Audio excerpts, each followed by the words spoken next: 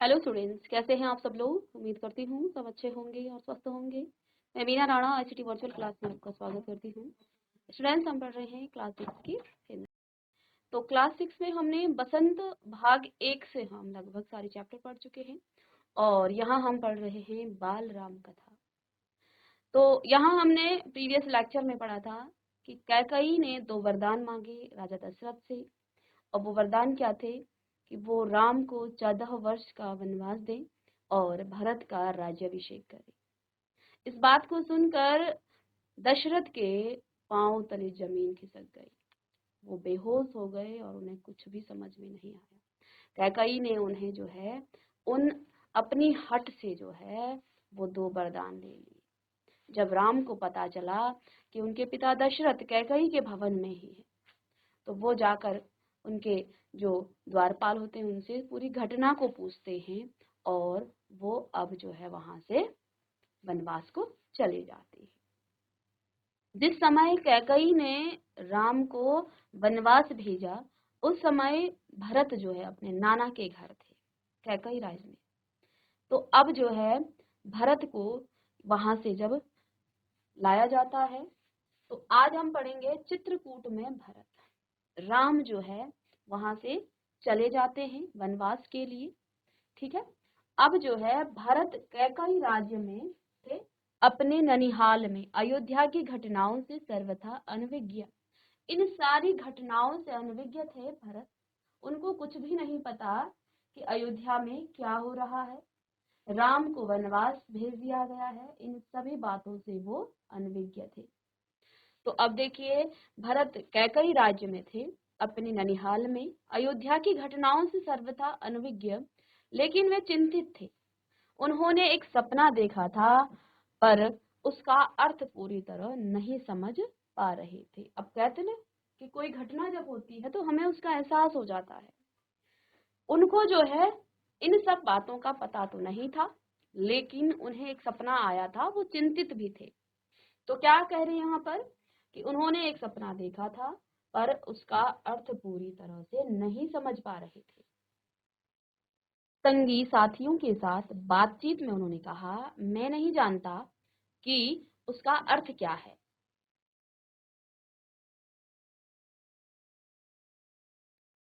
पर सपने से मुझे डर लगने लगा है। मैंने देखा कि समुद्र सूख गया, चंद्रमा धरती पर गिर पड़े, वृक्ष सूख गए, एक राक्षसी पिता को खींच कर ले जा रही है, वे रथ पर बैठे हैं, रथ गधे खींच रहे हैं। तो इस प्रकार का उन्हें जो है सपना हुआ।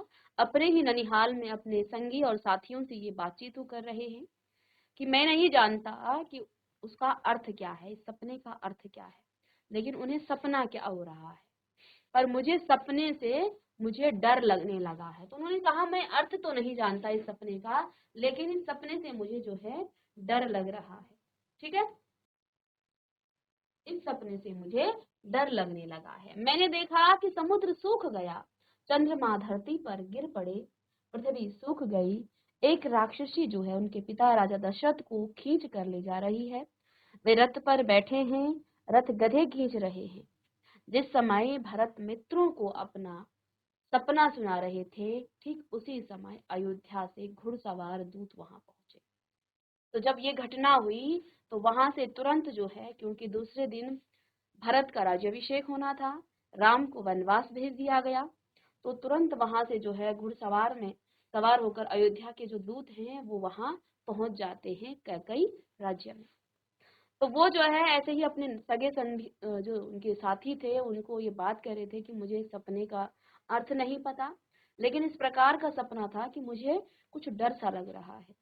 उन्हें जो है समुद्र सूखा हुआ सा लग रहा था, चंद्रमा जो है धरती पर गिर पड़े हैं, पृथ्वी सूख गई है और एक राक्षसी उनके पिता को खींच करके ले जा रही है, और वो रथ पर बैठे हैं उनके पिता राजा दशरथ, और रथ भी जो है घोड़े नहीं बल्कि गधे खींच रहे हैं।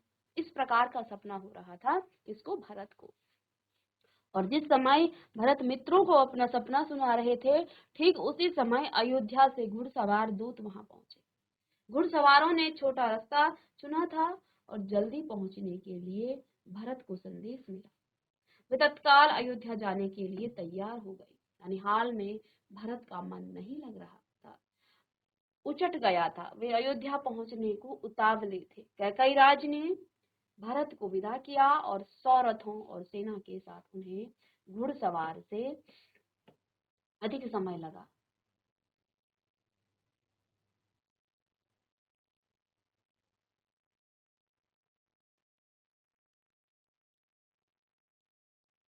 ठीक है, तो उनको जो है घुड़सवार से अधिक समय लगा, लंबा रास्ता पकड़ना पड़ा। सेना और रथ खेतों से होकर नहीं जा सकते थे। वे 8 दिन बाद अयोध्या पहुंचे। अब उनके जो नाना जी थे उन्होंने भी जो है कई रथों और घोड़ों के साथ उनको विदा किया, इसलिए वो शॉर्टकट नहीं पकड़ पाए, इसलिए उनको लंबा रास्ता जो है तय करना पड़ा। और ऐसे में उनको जो है लगभग 8 दिन उनको अयोध्या पहुंचने में लग गए। नदी पर्वत लांघते थके हुए और चिंतित भरत ने अयोध्या नगरी को दूर से देखा। नगर उन्हें सामान्य नहीं लगा। तो जब भरत वहां आए तो उन्होंने देखा कि पूरा नगर जो है सुनसान पड़ा हुआ है। उनको सामान्य नहीं लगा, बदला बदला सा था। अनिष्ट की आशंका उनके मन में और गहरी हो गई। यह मेरी अयोध्या नहीं है, क्या हो गया है इसे, उन्होंने पूछा। सड़कें सुनी हैं, बाग बगीचे उदास हैं, सब लोग कहाँ गए, वह जो है तुमुल नाद कहाँ है, पक्षी भी कलरव नहीं कर रहे हैं, इतनी चुप्पी क्यों। किसी ने भरत के प्रश्नों का उत्तर नहीं दिया। नगर पहुंचते ही भरत सीधे राजभवन गए, महाराज दशरथ को के प्रसाद की ओर। महाराज वहां नहीं थे, फिर वे कैकई के महल की ओर बढ़े। माँ ने आगे बढ़कर पुत्र को गले लगा लिया, परंतु भरत की आंखें पिता को ढूंढ रही थी। उन्होंने माँ से पूछा, पुत्र तुम्हारे पिता चले गए। तो दशरथ जो है राम के विलाप में, दशरथ की मृत्यु हो चुकी थी, राम वनवास चले गए थे। तो जब भरत यहाँ आए तो भरत ने अपने पिता के महल में गए, वहां उन्हें पिता नहीं मिले। कैकई भवन में गए तो माँ ने गले लगाया, लेकिन पुत्र तो अपने पिता को ढूंढ रहा था। तो उन्हें पता चला, तब उनकी माता कैकई ने बताया कि तुम्हारे पुत्र चले गए, वहां जहां एक दिन हम सबको जाना है, उनका निधन हो गया। भरत यह सुनते ही शोक में डूब गए, पछाड़ खाकर गिर पड़े, विलाप करने लग गए। माँ कैकई ने उन्हें उठाया, उनका ढांढस बंधाया और कहा, उठो पुत्र, यशस्वी कुमार, शोक नहीं करते। तुम्हारा इस प्रकार दुखी होना उचित नहीं है, राजगुणों के विरुद्ध है, अपने को संभालो। तो अब जो है इस पर कैकई ने भरत को उठाया, उनको जो है क्या कहा कि तुम्हारा इस प्रकार से जो है विलाप करना, शोक करना ठीक नहीं है, तुम्हारा इस प्रकार दुखी होना उचित नहीं है, राजगुणों के विरुद्ध है, अपने को संभालो। क्या से क्या हो गया, भरत यह मानकर चल रहे थे कि पिता राज्याभिषेक की तैयारियों में व्यस्त होंगे, सब कुछ उल्टा हो गया। उन्होंने मेरे लिए कोई संदेश दिया, भरत ने माँ से पूछा। नहीं। अंतिम समय में उनके मुख से केवल 3 शब्द निकले, हे राम, हे सीते, हे लक्ष्मण, तुम्हारे लिए कुछ नहीं कहा। तो राम ने जो है लक्ष्मण ने राम, लक्ष्मण और सीता के विलाप में जो है भरत के प्रश्नों पर माता कैकेयी ने बताया कि उन्होंने हे राम, हे सीते और हे लक्ष्मण ही कहा, भरत के लिए कुछ भी नहीं कहा। इस बात को सुनकर भरत व्याकुल थे और विकलता बढ़ती ही जा रही थी। वह तुरंत राम के पास जाना चाहते थे। महाराज ने उन्हें वनवास दे दिया 14 वर्ष के लिए। सीता और लक्ष्मण भी राम के साथ चले गए। कैकेयी ने भरत का मन जो है पढ़ते हुए कहा, वह जानती थी कि भरत यहाँ से सीधे राम के पास ही जाएंगे। तो अब जब पिता नहीं रहे तो राम के पास भरत ने जाने की इच्छा की।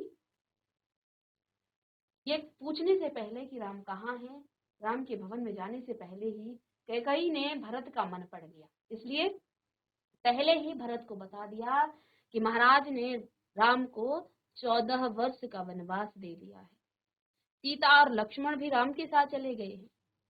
कैकेयी ने भरत का मन पढ़ते हुए कहा, वह जानती थी कि भरत यहाँ से सीधे राम के पास ही जाएंगे। इस बात को कैकेयी जानती थी, इसलिए कैकेयी ने भरत के जाने से पहले ये बात कह दी कि महाराज ने 14 वर्ष का वनवास दे दिया है। और सीता और लक्ष्मण भी उस राम के साथ ही चले गए। अब इस पर भरत ने क्या कहा, परंतु वनवास क्यों, भ्राता राम से कोई अपराध हुआ? तो अब जो है, क्योंकि भरत जो है इस बात को नहीं जानता था, तो भरत ने क्या कहा, परंतु वनवास क्यों दिया, भ्राता राम ने कोई अपराध किया है क्या, राम से कोई अपराध हुआ है जो उन्हें वनवास जैसी जो है कठोर जो है सजा दी गई? तो इस पर जो है फिर राम ने कोई अपराध नहीं किया।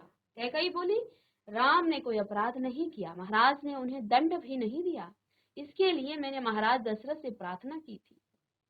तो अब कैकई जो है भरत को बता रही है कि ना तो राम ने कोई अपराध किया था, न ही महाराज दशरथ ने उन्हें कोई दंड दिया है, मैंने ही इस बात के लिए राजा दशरथ से प्रार्थना की थी। मुझे तुम्हारे हित में यही उचित लगा, मैं तुम्हारा अहित नहीं देख सकती थी।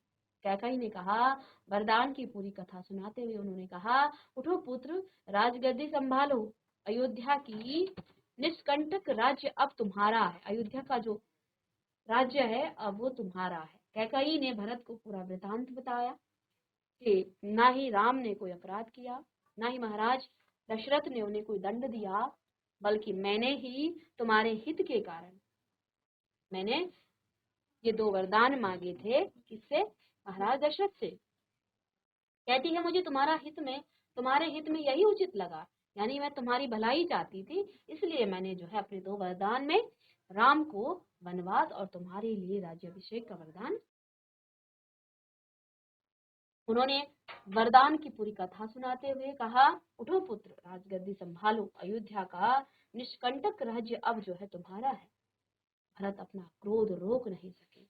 जब भरत ने ये बात सुनी कि उनकी माता कैकई ने राम को वनवास भेज दिया, वो अपने क्रोध पर जो है काबू नहीं कर पाए, वो चीख पड़ी, ये तुमने क्या किया माते, ऐसा अनर्थ, घोर अपराध, अपराधिनी हो तुम, वन तुम्हें जाना चाहिए था, राम को नहीं, मेरे लिए यह राज अर्थहीन है, पिता को खोकर, भाई से बिछुड़कर, नहीं चाहिए मुझे ऐसा राज्य। तो अब कैकई की बातों को सुनकर भरत ने जो है अपनी मां पर क्रोध किया और क्या कहा कि यह तुमने क्या किया माते, ऐसा अनर्थ, घोर अपराध, अपराधिनी हो तुम वन तुम्हें जाना चाहिए था, वन को नहीं, राम को नहीं, राम को नहीं, मेरे लिए यह राज्य जो है अर्थहीन है, इसका कोई अर्थ नहीं है, पिता को खोकर और भाई से बिछुड़कर, नहीं चाहिए मुझे ऐसा राज्य। इस बीच मंत्रीगण और सभासद भी वहां आ गए। अभी तक भरत और कैकई के बीच ये बातें हो रही थी, लेकिन जैसे ही मंत्रीगणों ने सुना कि भरत आ गए हैं, वहां के जो सभासद थे वो सभी लोग वहां आए। भरत बोलते रहे, तुमने पाप किया है माते, इतना साहस कहाँ से आया तुम में, किसने तुम्हारी बुद्धि भ्रष्ट की, उल्टा पाठ किसने पढ़ाया, यह अपराध अक्षम्य है, मैं राजपद नहीं ग्रहण करूंगा। तुमने ऐसा सोचा कैसे? सभासदों की ओर मुड़ते हुए भरत ने हाथ जोड़कर कहा, आप भी सुन लें, मेरी माँ ने जो किया उसमें मेरा कोई हाथ नहीं है, मैं राम की सौगंध खाकर कहता हूँ। तो जो है अब जब सभासद और मंत्रीगण वहां पहुंचे, भरत लगातार अपनी माता कैकई को बोलते रहे। उन्होंने क्या कहा कि तुमने जो है अपराध किया है, तुमने पाप किया है, तुमने ये साहस कहाँ से आया, किसने तुम्हारी बुद्धि भ्रष्ट की है, उल्टा पाठ किसने सुनाया, किसने पढ़ाया, यह अपराध अक्षम्य है, ये क्षमा करने लायक अपराध नहीं है, मैं राजपद नहीं ग्रहण करूंगा। तुमने ऐसा सोचा कैसे? सभासदों की ओर मुड़ते हुए भरत ने हाथ जोड़कर कहा, आप भी सुन ले। तो सभी सभासद और मंत्रीगण जब वहां आए, उन सब से भी भरत ने यही बात कही कि मैं यहाँ का राज्य जो है नहीं स्वीकार करूंगा। आप भी सुन ले, मेरी माँ ने जो किया उसमें मेरा कोई अपराध नहीं है, मैं राम की सौगंध खाकर कहता हूँ, मैं राम के पास जाऊंगा, उन्हें मना कर लाऊंगा, प्रार्थना करूंगा कि वे गद्दी संभालें, मैं दास बनकर रहूंगा। भरत बहुत उत्तेजित हो गए थे, स्वयं पर नियंत्रण नहीं रख सके, बोलते बोलते उनकी सांस उखड़ने लगी, वे चकरा कर धरती पर गिर पड़े। तो जब भरत ने इस प्रकार से अपनी माँ पर क्रोध किया। वो बहुत उत्तेजित हो रहे थे और मंत्रीगणों और सभासदों के सामने इस प्रकार की बातें कर रहे थे। बोलते बोलते जो है उनकी सांस उखड़ने लगी और वो जो है चकराकर धरती पर गिर पड़े। सुध बुध लौटी तो फिर भरत रानी कौशल्या के महल की ओर चल पड़े। तो जब उनको होश आया थोड़ा सा, तो राम कौशल्या के पुत्र थे। तो भरत जो है चकराकर उनको मूर्छा आ गई और वो धरती पर गिर पड़े। थोड़ी ही देर बाद जब उनको सुध बुध लौटी तो भरत रानी कौशल्या के महल की ओर चल पड़े। जब उनको होश आया तो उनको जो है सीधे माता कौशल्या का ध्यान आया और वो जो है उनकी महल की तरफ चल पड़े। उनसे लिपट कर बच्चों की तरह बिलख कर रोए, उनके चरणों में गिर पड़े। कौशल्या आहत थी। उन्होंने कहा, पुत्र तुम्हारी मनोकामना पूरी हुई। तुम तो चाहते थे, जो चाहते थे वो हो गया। राम अब जंगल में है, अयोध्या का राज तुम्हारा है। मुझे बस एक दुख है, कैकई ने राज लेने का जो तरीका अपनाया वह अनुचित था, निर्मम था। तुम राज करो पुत्र, पर मुझ पर जो है एक दया करो, मुझे मेरे राम के पास भिजवा दो।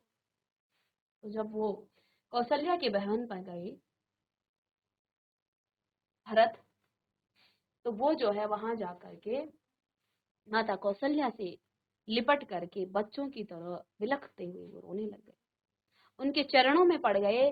कौशल्या आहत थी। एक माता के लिए बहुत बड़ा दुख है कि उसका पुत्र जो है, जिस दिन उनका राज्याभिषेक होना था उस दिन उनको वन भेजा गया और ऊपर से उन पर जो है राजा दशरथ की जो छाया थी वो भी स्वर्गवास हो गए थे, वो भी उनकी भी मृत्यु हो गई थी।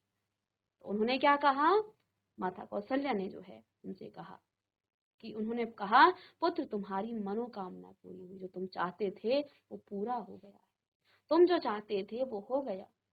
राम अब जंगल में है, अयोध्या का जो राज है वो तुम्हारा है। मुझे बस एक दुख है कि कैकेयी ने राज लेने का जो तरीका अपनाया वो अनुचित था, निर्मम था। इसमें उन्होंने जो है कोई दया नहीं दिखाई। तुम राज करो पुत्र, पर मुझ पर एक दया करो, मुझे मेरे राम के पास भिजवा दो। तो इस प्रकार की बात कौशल्या ने भरत से कही। भरत ने कौशल्या से क्षमा मांगी, सफाई दी, रानी कैकेयी के व्यवहार पर ग्लानि व्यक्त की। कहा, राम मेरे प्रिय अग्रज हैं, मैं उनका अहित सोच भी नहीं सकता, मैं निरपराध हूँ। कौशल्या ने भरत को क्षमा कर दिया, उन्हें गले से लगा लिया। भरत सारी रात फूट फूट कर रोते रहे। तो कौशल्या जानते थे कि भरत की मनसा इस प्रकार की नहीं थी, लेकिन वो दुख में भरत से भी ये बात कह दिया उन्होंने। लेकिन जब भरत ने जो है उनसे क्षमा मांगी कि ये काम मेरी माता ने किया है, रानी कैकेयी ने ये व्यवहार किया है, उनके व्यवहार से उनको ग्लानि व्यक्त की कि मेरी माता ने जो अपराध किया उसके लिए मैं क्षमा चाहता हूँ। राम मुझसे बड़े हैं, मेरे अग्रज हैं, मैं उनका अहित सोच भी नहीं सकता, मैं अपराधी नहीं हूँ। तो इस प्रकार से जो है भरत ने माता कौशल्या से क्षमा मांगी। कौशल्या ने भरत को क्षमा कर दिया और उसे गले से लगा लिया। भरत सारी रात फूट फूट कर रोते रहे। सुबह तक शत्रुघ्न को पता चल गया था कि कैकेयी के कान जो है किसने भरे। अब राजमहल में जब इस प्रकार की घटना हुई, तो क्योंकि कैकेयी जो है सबसे ज्यादा प्रेम राम को ही करते थी, लेकिन उनकी ये जो भावना है, उनकी जो मन स्थिति है कैसे परिवर्तित हो गई, इस बात का पता लगाया शत्रुघ्न ने। सुबह तक उनको पता चल गया कि कैकेयी के कान किसने भरे। सुबह तक शत्रुघ्न को पता चल गया कि कैकेयी के कान जो है किसने भरे। मंथरा अयोध्या के घटना चक्र से घबरा गई थी, छिप गई। कुछ दिनों से उसे जो है किसी ने देखा नहीं। अब मंथरा डर गई कि कहीं अब जो है मेरे ऊपर जो है इन सब की जो है मुझे सजा मिलेगी, इसलिए वो कहीं छिप गई थी।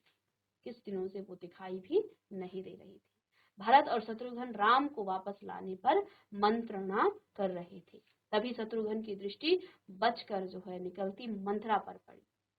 तो शत्रुघ्न सभी को पता चल गया कि इन सारी जो घटनाएं हुई है इन सब की जड़ मंथरा है। मंथरा ने ही कैकेयी के कान भरे और कैकई के मन में जो है इस प्रकार की जो है बातें भरी हैं।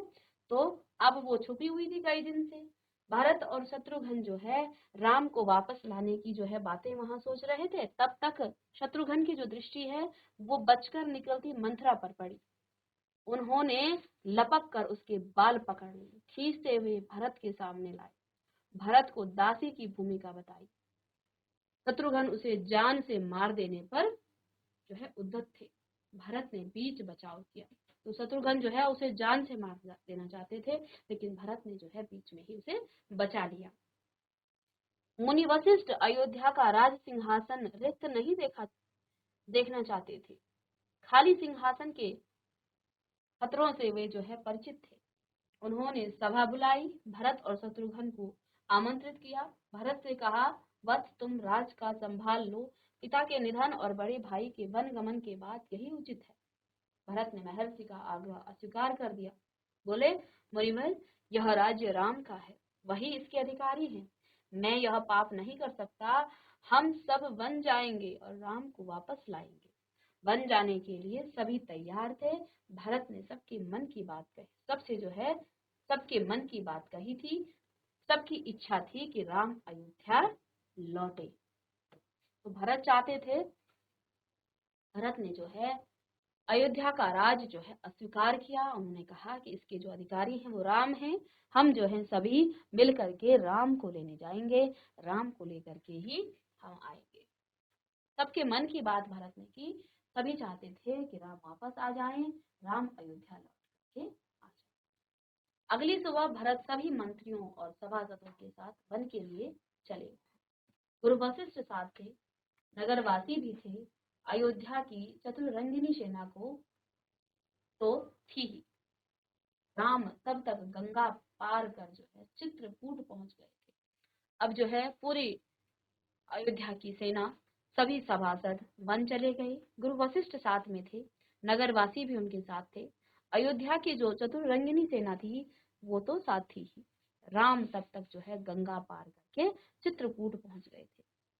वहां एक आश्रम था महर्षि भारद्वाज का।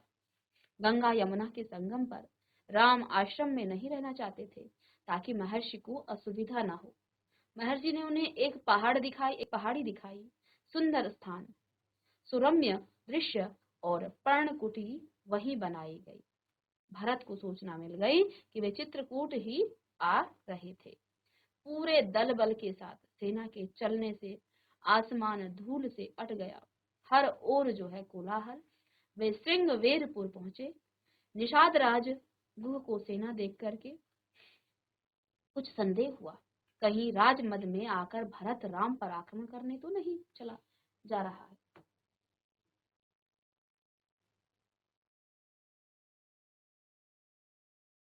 तो राम कहाँ रहते हैं, इन सब की सूचना भरत को मिल गई थी। चित्रकूट ही आ रहे थे पूरे दल बल के साथ। सेना के चलने से आसमान धूल से अट गया था। पूरी सेना चल रही थी तो धूल ऊपर आसमान में उड़ गई, तो जो है पूरा आसमान में धूल से जो है अट गया था। हर ओर कोलाहल। वे श्रृंगवेरपुर पहुंचे। निषाद राजगुह को सेना देख करके कुछ संदेह हुआ, कहीं राजमद में आकर भरत राम पर आक्रमण करने तो नहीं जा रहे। सही स्थिति पता चली तो उन्होंने भरत की आगवानी की।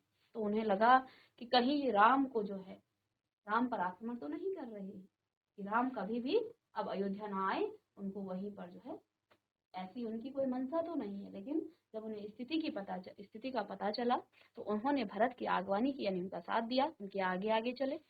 गंगा पार करने के लिए देखते देखते 500 नावें जुटा दी।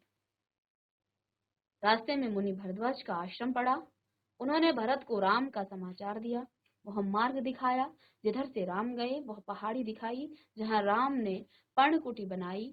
अयोध्या वासियों ने रात आश्रम में ही बिताई, इस संतोष के साथ कि राम अब दूर नहीं है। आगे जंगल घना था। सेना चली तो वन में खलबली मच गई। जानवर इधर उधर भागने लगे। पक्षियों ने अपना बसेरा छोड़ दिया। छोटी वनस्पतियां सेना के पांव तले जो है कुचल गई। बड़े वृक्ष थरथरा उठे और राम और सीता पर्णकुटी में ही थे। लक्ष्मण पहरा दे रहे थे। कोलाहल उन्होंने भी सुना। वे एक ऊंचे पेड़ पर चढ़ गई देखने के लिए कि मामला क्या है। लक्ष्मण ने देखा कि विराट सेना चली आ रही है। सेना का ध्वज जाना पहचाना था। अयोध्या की सेना थी। वे उत्तर की ओर से आगे बढ़ रहे थे। लक्ष्मण ने पेड़ से ही चीख कर कहा, भैया, भरत सेना के साथ इधर आ रहे हैं।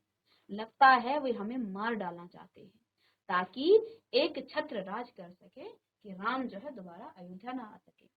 राम कुटी से बाहर आए। उन्होंने लक्ष्मण को समझाया, भारत हम पर हमला नहीं करेगा, कभी नहीं। वह हम लोगों से भेंट करने आ रहा होगा। राम ने कहा, भेंट के लिए सेना के साथ आने का क्या औचित्य? दो भाइयों के मिलन में सेना का क्या काम?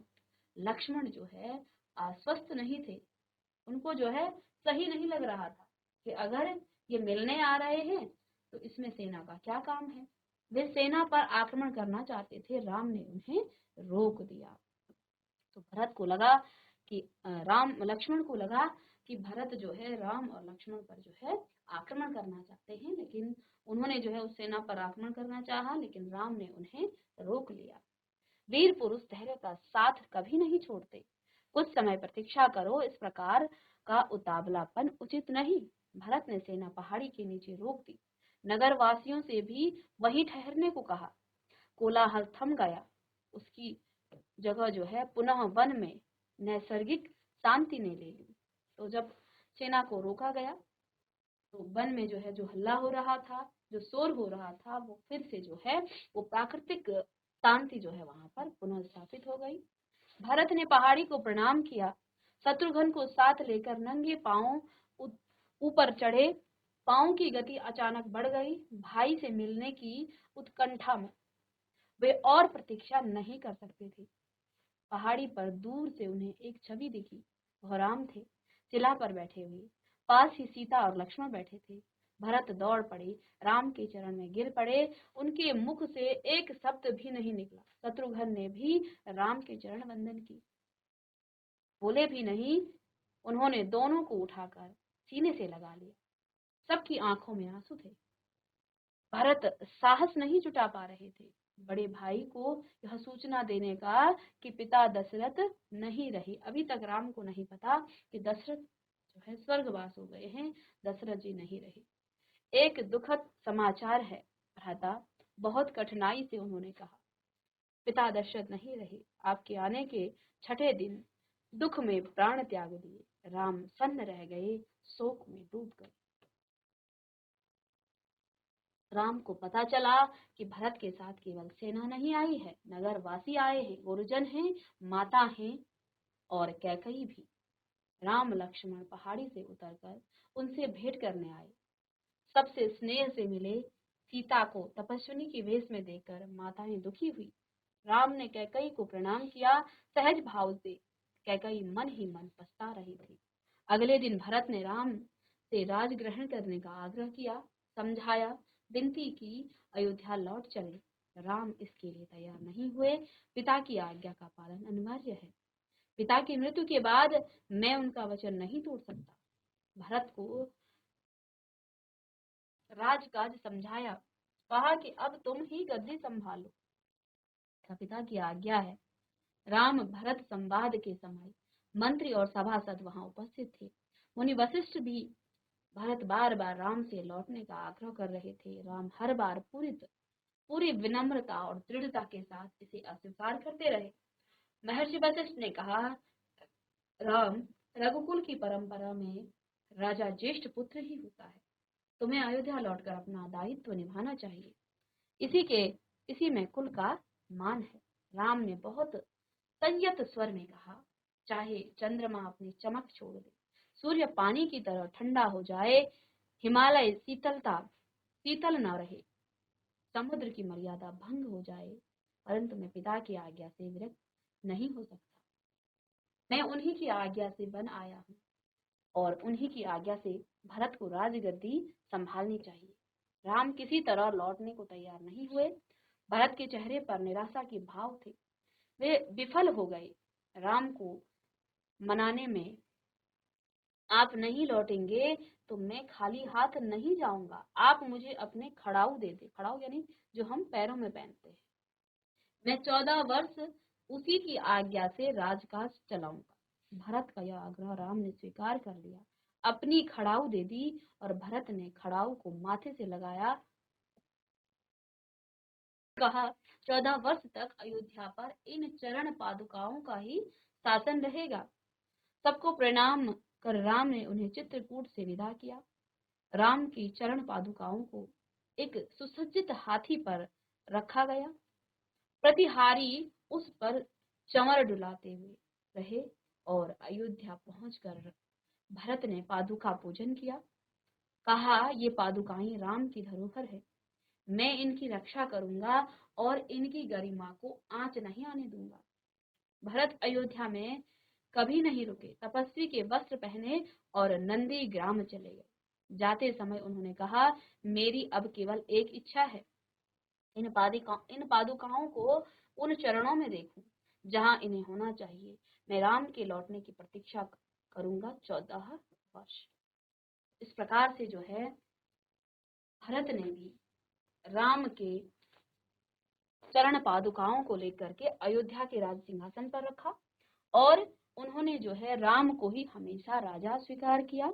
उन्होंने अयोध्या का राज्य जो है स्वीकार नहीं किया। राम के नीचे रहकर ही उन्होंने इस राज्य को 14 वर्ष चलाया। अब आगे हम नेक्स्ट क्लास में डिस्कस करेंगे। तो मिलते हैं नेक्स्ट लेक्चर में, तब तक के लिए थैंक यू।